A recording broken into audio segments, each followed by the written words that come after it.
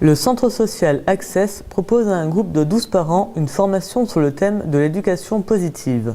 Menée par la sophrologue Josette Cordier, ces ateliers qui ont lieu une fois par semaine vont permettre aux participants de faire le point sur leurs principes éducatifs et apprendre de nouveaux outils pour appréhender leurs enfants de manière positive, de façon à les encourager plutôt qu'à les réprimander.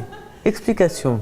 L'idée de cet atelier d'éducation positive, c'est d'accompagner les mamans qui ont, comme tous les parents, je crois, certaines difficultés à un moment donné. Voilà, la vie de famille est faite de hauts et de bas. Il y a des choses qui se passent très bien en famille et puis il y a des difficultés qu'on rencontre un beau matin auxquelles on ne s'attendait pas quand on avait le projet d'être parent. Donc l'idée de cet atelier, c'est vraiment de se rencontrer entre parents. Alors il se trouve qu'il y a que des mamans, mais parfois il y a des papas aussi, pour trouver ensemble des solutions.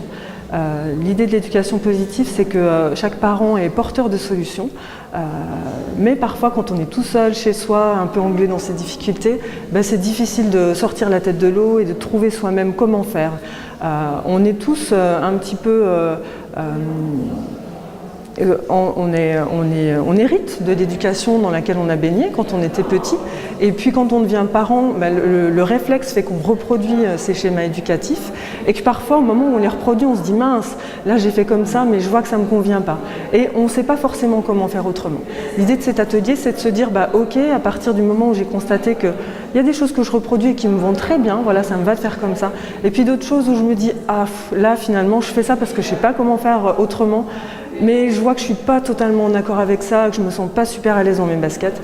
L'idée de cet atelier, c'est de se dire, ok, une fois qu'on a fait ce constat-là, il y a d'autres outils qu'on va tester. Alors, je vais proposer vraiment toute une panoplie d'outils pendant ces rencontres. Et puis, l'idée, c'est vraiment que chaque maman se serve, en fait, trouve ce qui lui convienne.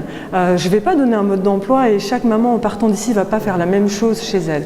L'idée, c'est que leur montrer qu'il y a plein d'autres solutions, finalement, et que chacune, en fonction de sa personnalité, sa sensibilité, ses valeurs, sa façon de faire, trouve vraiment ce qui lui convient pour que l'ambiance soit meilleure tout simplement à la maison. Communication, échange, écoute, faire participer les enfants aux tâches du quotidien familial, ce sont des pistes que la sophrologue va explorer avec les parents. Alors par exemple, aujourd'hui c'est la première rencontre.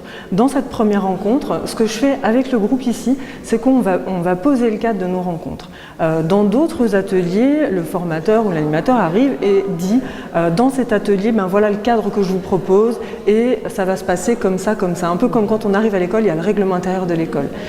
Ici dans cet atelier, pendant la première rencontre, on discute ensemble du cadre. Quelles sont les bonnes conditions pour que tout le monde se sente bien, en confiance pour prendre la parole dans le groupe.